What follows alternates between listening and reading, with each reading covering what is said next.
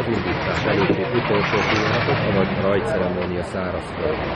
Örvendetes tény, hogy az utóbbi időben a hölgyeknél is egyre több a földközés. A technointensz versenyünk például minden és az egyik legfontosabb dolog a szélerőség. Ha ez is rendben, indulhat a verseny. 8 ország több mint 100 sportolója nevezett erre az időtávú versenyre. Itt a teljes magyar érkező. Ha pedig a képek láttán valaki kedvet kapna a versenyszerű szörfözésre, nem árt, ha tudja, a legolcsóbb felszerelés ára is 100 000 forint.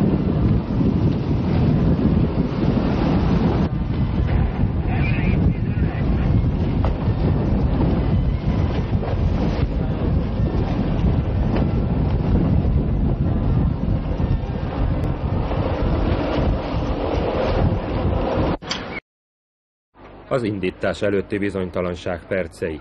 Amíg tegnap a nagy erejű szél, addig ma a szélcsend kérdőjelezte meg a rajtot. Többszöri halasztás után végül is nekivág a mezőny, igaz némi szabálytalansággal fűszerezve, mert az úgynevezett pumpálás tilos a szörfversenyeken. Sorsdöntő pillanatok, fordulás a bójánál. Persze van, akinek könnyebben, van, akinek nehezebben megy. Felvételünk időpontjában sem a rendezők, sem a versenyzők nem tudták megjósolni a verseny befejezésének időpontját. Mint mondták, minden az időjárástól függ.